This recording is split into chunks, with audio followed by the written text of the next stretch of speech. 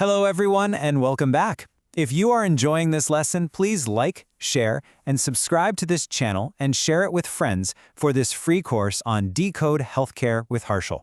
All right, let's jump right into it. Today, we're stepping into the absolute high-stakes world of inpatient hospital billing. We're going to decode the MSDRG system and look at the literal anatomy of a hospital claim. We're talking about the nuts and bolts of how clinical words scribbled on a chart translate directly into financial reimbursement. Whether you're a coder, a clinical documentation specialist, or honestly, just someone fascinated by how the healthcare revenue cycle actually works, this explainer is going to give you the full macro and micro view. Here is our roadmap for today. We'll quickly cover decoding the MSDRG system, the power of CCs and MCCs, vague versus specific documentation, the tightrope of upcoding, undercoding, and CDI, and finally, the UB04 claim form. Let's get to it. Section 1. Decoding the MSDRG system. So first things first, what actually is an MSDRG? It stands for Medicare Severity Diagnosis Related Group. You can think of it like a massive statistical sorting hat used by Medicare. It literally takes thousands of possible diagnosis and procedure combinations and funnels them down into roughly 750 very specific categories. Why? Well, because patients who end up in the same DRG share clinical similarities, right? They're expected to consume a pretty similar amount of hospital resources, and this forms the rock-solid foundation of the inpatient prospective payment system, meaning the hospital's payment amount is largely locked in before the patient even walks out the door. Okay, let's actually follow the money here. The formula for how a hospital gets paid is surprisingly straightforward. You just take the hospital base rate and multiply it by the DRG relative weight. The base rate is just a flat dollar amount set by CMS. It varies depending on where your hospital is, if it's a teaching hospital, things like that. So let's say your base rate is $6,000. Then you have the relative weight, or RW. This number reflects exactly how resource-intensive a specific DRG is compared to your average case. So, say a patient comes in with heart failure, and that groups to a DRG with a relative weight of 1.3. You just multiply 6,000 by 1.3, and boom, your final payment is $7,800. It perfectly illustrates how capturing the true severity of a patient directly drives the payout. But how does the software, which we call the DRG grouper, actually assign that category? It's basically a three-step funnel. First, it looks at the principal diagnosis and drops the claim into a major diagnostic category, or MDC. Think of this as the major organ system, like the circulatory system. Next, it looks for procedures. If there was a major operating room procedure, it gets partitioned into a surgical DRG. If not, it goes into a medical DRG. And finally, and honestly, this is the absolute most important step. It applies severity adjustments based on any secondary diagnoses. So let's look a bit closer at that. Section 2. The power of CC and MCCs. This right here is the three-tier payout structure that dictates almost every MSDRG. Any secondary diagnoses that the patient has are mapped against a massive list of over 14,000 codes to see if they trigger a CC, which is a complication or comorbidity, or an MCC, a major complication or comorbidity. If your coder captures even just one MCC, like say acute respiratory failure, the claim bumps up to the highest payment tier, because obviously that takes a lot of resources to treat. If there's only a CC, you get the middle payment. Neither, you get the lowest tier. This is exactly why coders can't just gloss over secondary diagnoses. Missing one single MCC can literally cost a hospital thousands in rightful reimbursement. But there's always a catch, right? And this brings us to the crucial concept of present on admission, or POA. Imagine this scenario. A patient is admitted for sepsis. That's our principal diagnosis. But after they're admitted, they develop a brand new deep vein thrombosis, a DVT. Now, an acute DVT is an MCC, so that should bump up our DRG weight and get us more money, right? No way.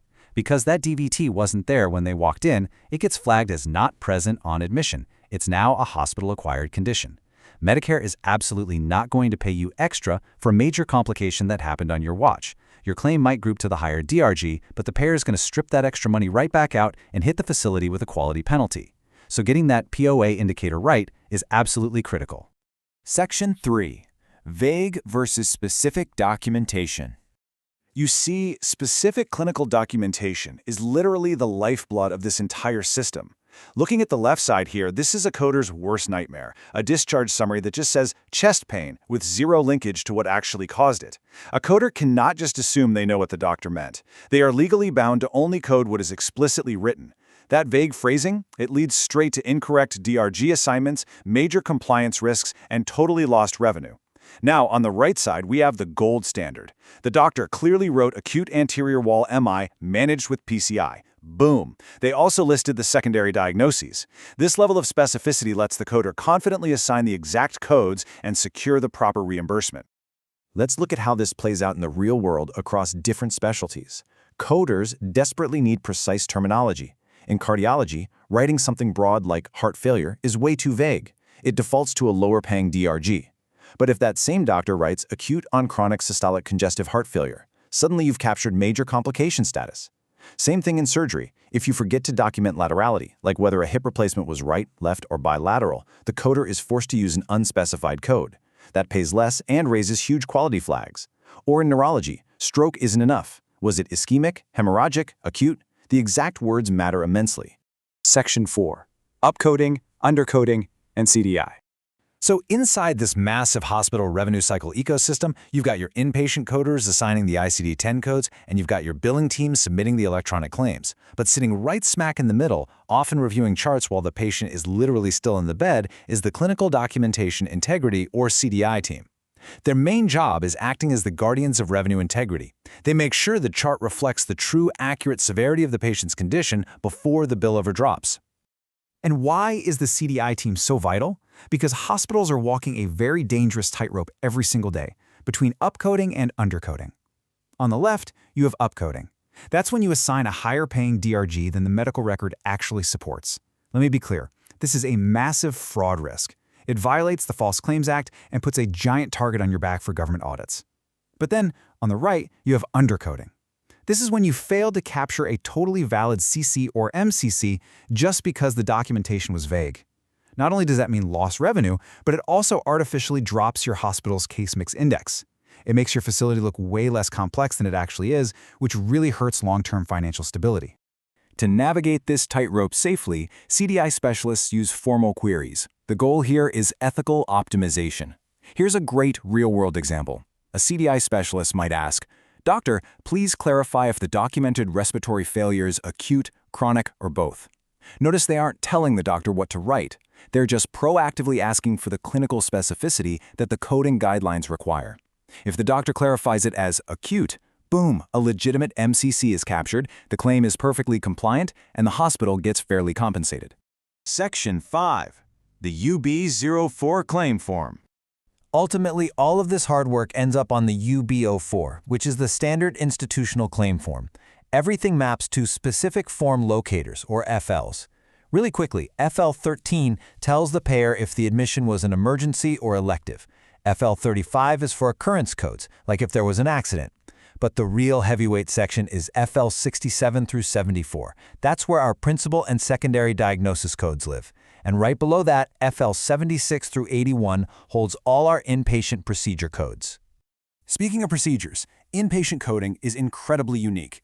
You don't just look up a code from an alphabetical index. You actually have to build it using the ICD-10 PCS system. It's literally like a complex 7-character Lego set built from specific tables. Every single character means something. Character 3 is the root operation. Character 5 is the surgical approach, and Character 7 might flag new technology. If a surgeon forgets to document the exact device used, or if they don't specify open versus laparoscopic, the coder cannot finish building that 7-character code. So, what does this all mean for you? Here's a final thought to chew on. In the high-pressure world of hospital billing, there is always a massive demand for productivity and speed. But as we've seen today, skipping a single secondary diagnosis or just shrugging off a vague procedure note can literally cost thousands of dollars, or worse, trigger a fraud audit. So, how will you balance the trade-off between rapid coding throughput and the uncompromising clinical accuracy needed for clean claims? It's a tough balancing act, but it's one every healthcare professional has to master. If you are enjoying this lesson, please like, share, and subscribe to this channel, and share it with friends for this free course on Decode Healthcare with Harshell.